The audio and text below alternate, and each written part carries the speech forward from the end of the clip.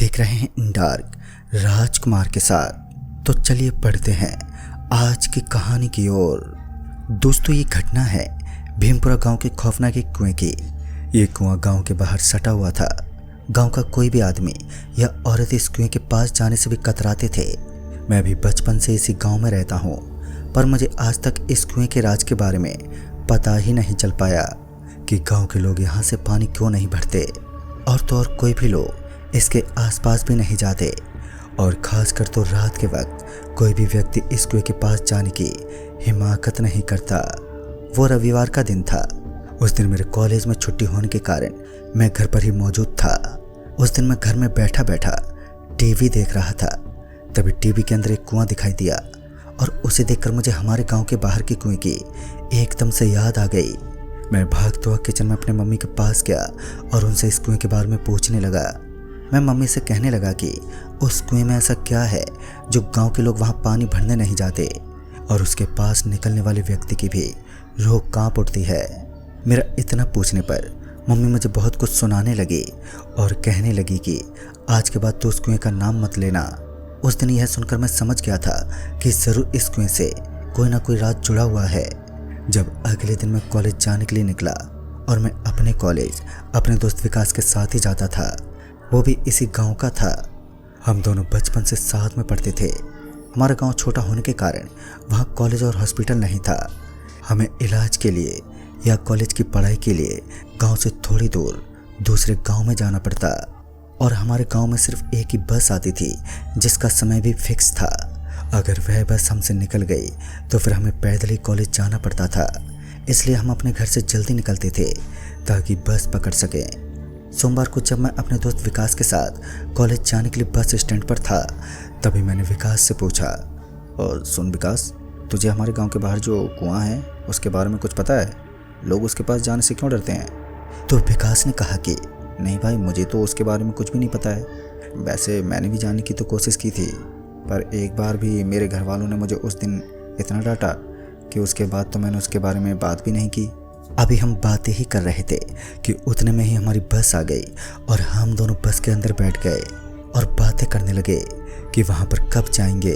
तब विकास ने कहा कि हम आज कॉलेज से वापस आते टाइम गांव के बाहर ही उतर जाएंगे, और उस बस के वहाँ से जाते ही हम उस कुएं की तरफ चले जाएंगे।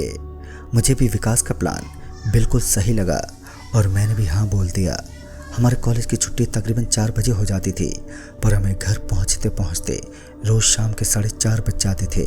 उस दिन हम कॉलेज से वापस आते वक्त गांव से थोड़ी दूरी उतर गए, और जैसे ही बस वहां से रवाना हुई तो हम दोनों वहां से छुपते छुपाते गांव के उस कुएं के पास पहुंच गए, जहां जाने से गांव का हर आदमी डरता था।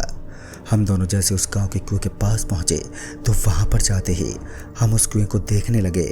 वह कुआं दिखने में बहुत ही ज़्यादा सुंदर था। उसकी बाहर की बनावट काफ़ी अच्छी तरह की थी, और तो और उस कुएं पर अलग अलग रंगों से चित्र भी बने हुए थे जो दिखने में काफ़ी सुंदर थे। उन्हें देखकर ऐसा लग रहा था कि उन्हें किसी अच्छे पेंटर ने बनाया हो। पर इस कुएं के पास तो कोई आता भी नहीं है, और यह कुआं तो काफ़ी साल पुराना था। तो फिर ये दिखने में इतना सुंदर कैसे था? हम दोनों लगभग 20 साल के थे, और जब से पैदा हुए हैं तब से हमने इस कुएं के पास किसी को नहीं देखा। मतलब इस पर जो चित्र बने हुए हैं वह 20 साल पुराने हैं, पर क्या पता कि यह उससे भी ज़्यादा पुराने हों। पर इन्हें देखकर तो ऐसा ही लग रहा था कि मानो कुछ दिन पहले ही बनाए गए हैं। हम दोनों धीरे धीरे उस कुएं की तरफ आगे बढ़ने लगे, और वहाँ पर चारों तरफ एकदम सन्नाटा छाया हुआ था, जबकि अभी तो रात भी नहीं हुई थी। हम जैसे उस कुएं के पास गए और हम उसके अंदर देखने ही वाले थे कि मुझे ऐसा लगा कि कोई मेरे पीछे से भाग कर गया हो। तभी मैंने विकास से पूछा, तुम्हें कुछ महसूस नहीं हुआ? तो उसने बोला, नहीं मुझे तो कुछ भी नहीं हुआ है। तभी मैंने कहा, अरे तुम बातें बंद करो, और इससे पहले हमें कोई देख ले। हम जल्दी से इस कुएं के पास जाते हैं और देखते हैं इसके अंदर है क्या।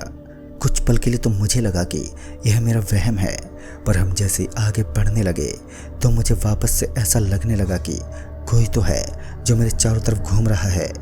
इस बार तो विकास को भी ऐसा महसूस हुआ था, पर उसे तो उस कुएं के अंदर क्या है वह देखने की उत्साह थी।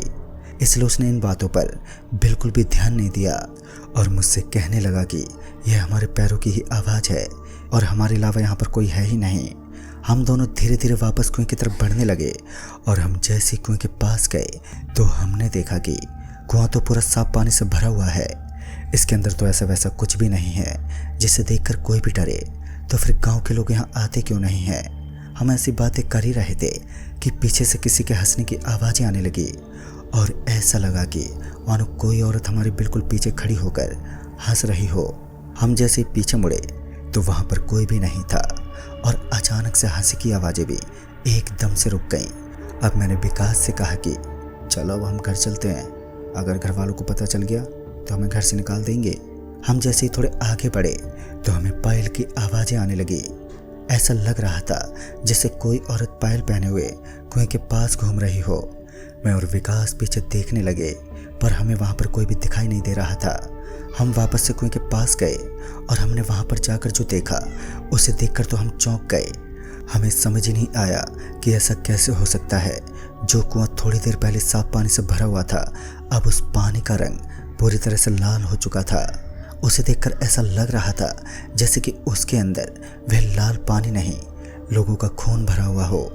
पर यह कैसे हो सकता है, क्योंकि थोड़ी देर पहले तक तो इसके अंदर पानी था और अचानक से ये पानी खून में कैसे बदल गया। मुझे ये देखकर अब डर लगने लगा। मैं विकास से कहने लगा कि चल भाई हम जल्दी से यहाँ से निकल जाते हैं। और जैसे ही हम भागने लगे तो हमें ऐसा लगने लगा कि जैसे कोई हमारा पीछा कर रहा हो, पर हम बिना पीछे मुड़े जल्दी से वहाँ से निकल गए। उस समय इतना अंधेरा नहीं हुआ था और इसलिए गांव के लोग काम से अपने घर जा रहे थे। इस कारण जैसे हमें गांव के लोग दिखे तो हम उनकी तरफ भागने लगे और शायद उस दिन हमारी अच्छी किस्मत थी जिस वजह से हम बच गए। हम जल्दी से अपने घर पहुँचे और हमने तय किया था कि अब हम इस बारे में किसी को नहीं बताएंगे।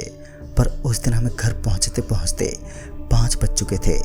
हमें पता था कि घर वाले हमसे सवाल करेंगे कि इतनी देर कहाँ थे और इतना लेट कैसे हो गए। पर उस दिन मुझे तो इतना डर लग रहा था कि मुझे कुछ भी समझ नहीं आ रहा था कि मैं उनके सवालों का जवाब कैसे दूंगा। तब विकास ने मुझे हिम्मत देते हुए कहा कि भाई तू ऐसे डर मत, वरना अगर इस डर की वजह से किसी को पता चल गया कि हम यहाँ पर आए हैं तो हमारी तो खैर नहीं है। फिर बड़ी मुश्किल से मैंने अपने आप को संभाला और मैं घर पर गया और घर जाते ही सब पूछने लगे तो मैंने झूठ बोल दिया कि हमारी बस खराब हो गई थी इसलिए थोड़ी देरी हो गई। और इतना बोलकर मैं अपने रूम में चला गया और चुपचाप से सो गया। पर मेरे दिमाग में वही बातें घूम रही थी जो आज मैंने उस कुएं के पास महसूस की थी। मैं ये सोच ही रहा था कि क्या सच में वहाँ हम दोनों के अलावा कोई और भी मौजूद था और उस कुएं के पानी का रंग अचानक से कैसे बदल गया, और वहाँ पर अगर हमारे अलावा कोई था तो वह था कौन, और क्या वह कोई आत्मा या फिर कोई डायन तो नहीं थी। मैं ये सोच ही रहा था कि सोचते सोचते अचानक मेरी आंख लग गई और जब सुबह हुई तो मैंने देखा कि सुबह के 7 बज चुके थे। पर आज मम्मी ने मुझे उठाया क्यों नहीं था और 8 बजे तो मेरे कॉलेज की बस आती है, मतलब आज पक्का मुझे कॉलेज पैदल ही जाना पड़ेगा। ये कहकर मैं अपने बेड से उठा और उठते ही मुझे बहुत कमज़ोरी महसूस होने लगी। ऐसा लग रहा था कि मुझे बहुत तेज़ बुखार आया हो। मैं चल भी नहीं पा रहा था। बड़ी मुश्किल से मैं रूम से बाहर निकला और बाहर निकलते ही मैंने मम्मी से पूछा कि आपने मुझे जगाया क्यों नहीं। तो वो कहने लगी कि आज तुझे बुखार आया है तो तू आज कॉलेज मत जा, घर पर ही आराम कर। तभी मैंने सोचा कि मेरी तबीयत तो सच में ठीक नहीं है तो मैं आज घर पर ही रहता हूँ। फिर मुझे कुछ देर बाद याद आया कि मैंने विकास को तो बताना ही भूल गया। पर मैंने टाइम देखा तो सुबह के 8 बजने वाले थे, तो अब तो विकास कॉलेज के लिए निकल गया होगा। मैं उस दिन शाम को घर पर ही था। तभी शाम को विकास मेरे घर पर आया और मुझसे पूछने लगा कि आज मैं कॉलेज क्यों नहीं आया। तो मैं कहने लगा कि वो यार मेरी तबीयत कुछ ठीक नहीं थी, कुछ कमज़ोरी सी महसूस हो रही थी और बुखार भी आ रहा था, इसलिए मैं आज कॉलेज नहीं आ पाया। पर तू आज बड़े दिनों के बाद मेरे घर पर कैसे आ गया। तो उसने बताया कि कल कॉलेज में कोई फंक्शन है तो हमें कल शाम को घर आते आते वक्त लग सकता है, तो तू अपने घर पर बता देना। फिर थोड़ी देर के बाद विकास ने कहा कि चल भाई मैं चलता हूँ, कल सुबह मिलते हैं। और ये कहकर विकास मेरे घर से चला गया। फिर अगले दिन मैं बस स्टॉप पर पहुँचा, तब भी मेरी तबीयत पूरी तरह से ठीक नहीं थी। ये देखकर विकास हंसता हुआ कहने लगा कि लगता है उस दिन शाम को जो हुआ उसे देखकर तो कहीं तेरी तबीयत खराब नहीं हो गई है। मैं कुछ नहीं बोला और चुपचाप उसके साथ खड़ा रहा। फिर कुछ देर के बाद बस भी आ गई थी, तो मैं और विकास दोनों एक साथ बस में बैठ गए। और बस में बैठने के कुछ देर बाद विकास मुझसे कहने लगा कि चल आज वापस उस जगह पर जाते हैं। ये सुनकर मैंने उसे मना कर दिया कि नहीं भाई, अब हम वहाँ पर नहीं जाएंगे। तो उसने कहा कि तू डर मत, मैं हूँ ना तेरे साथ, हम दोनों साथ में जाएंगे। पर मैंने उसे मना कर दिया। फिर वापस से वो कुछ नहीं बोला। आज कॉलेज में फंक्शन होने के कारण हमें आते आते देर हो गई थी और हमारे गांव में तो एक ही बस जाती थी और वह भी 4 बजे जाती थी। पर अब तो 5 बजने को आए थे, तो अब तक वह बस भी वहाँ से निकल चुकी थी। आज हमें पैदल चलकर ही अपने घर जाना था और हम दोनों साथ में अपने घर की तरफ जा रहे थे।